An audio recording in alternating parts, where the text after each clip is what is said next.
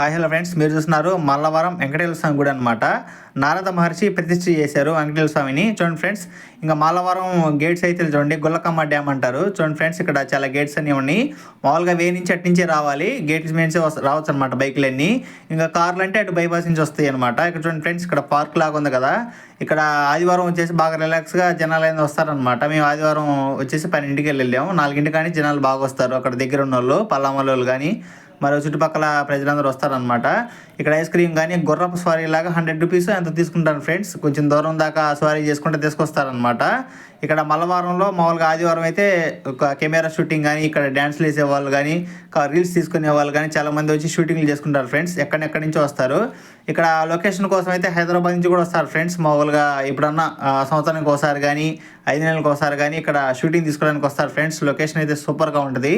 మీరు కూడా ఒకసారి నా వీడియో చూసే వాళ్ళందరూ మల్లవరం డ్యామ్ ఎవరైతే తెలియని వాళ్ళు ఉంటారో వాళ్ళైతే ఒకసారి చూడండి ఫ్రెండ్స్. పల్లామల్లి కాడి నుంచి దొడ్డవారం మల్లవరం అనమాట. ఒంగోలు పక్కనే ఉంటుంది. ఒంగోలు నుంచి కూడా రావచ్చు, డైరెక్ట్ ఒంగోలు నుంచి కూడా రావచ్చు అనమాట. ఆవాస్ హోటల్ అని ఉంటుంది. హోటల్ పక్కన రూటే డైరెక్ట్ మల్లవరం వచ్చేస్తుంది అనమాట. బైపాస్ రూట్ నేను చెప్పేది, ఒంగోలు నుంచి.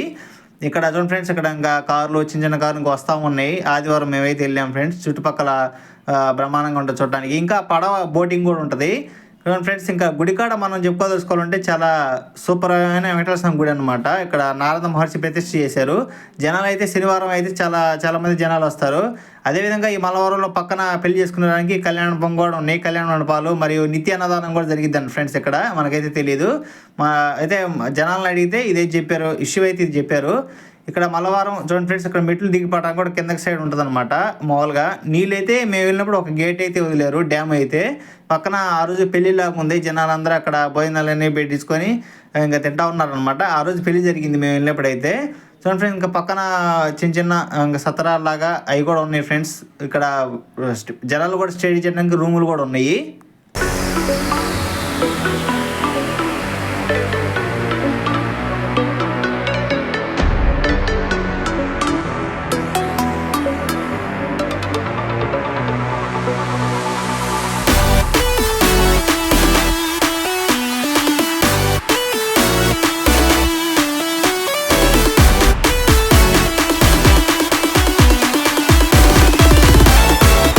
మామూలుగా ఈ డ్యామ్లో పక్కన అటు సైడ్ ఊర్లనే ఉన్నాయి ఫ్రెండ్స్. ఆ ఊర్లో కూడా నీళ్ళు రావడం ద్వారా పక్కన అనేది ఇల్లు అనేది కట్టించారు. ఆ ఊర్లో కూడా నీళ్ళు వచ్చేసి ఇంకా మొత్తం టోటల్ ఓవరాల్ ఇటు చూసినా కూడా డ్యామ్ లాగా నీళ్ళు వచ్చేసినాయి ఫ్రెండ్స్. ఇక్కడ ఇంకో విషయం మాట్లాడుకోదలుచుకుంటే, ఇక్కడ డ్యామ్ మీద కోతులు అనేవి చాలా ఉన్నాయి. మీరు బళ్ళు డ్యామ్ మీద పెట్టారంటే కవర్ కూడా దించేస్తాయి అనమాట. కోతులు జాగ్రత్తగా ఉండాలి మీరు ఇక్కడ ఆ డ్యామ్ మీద. మామూలుగా ఇదంతా మీకు పార్క్ అనమాట. ఇక్కడ సాంగ్స్ కానీ ఇవన్నీ చిన్న కెమెరా షూట్స్ కానీ చేస్తూ ఉంటారు.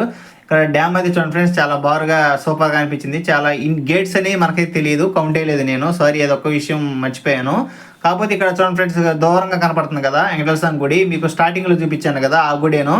శనివారం అయితే బ్రహ్మాండంగా చేస్తారు పూజలు. ఇక్కడ మామూలుగా తెనాలి మోసంలో కూడా జరుగుద్ది అనమాట.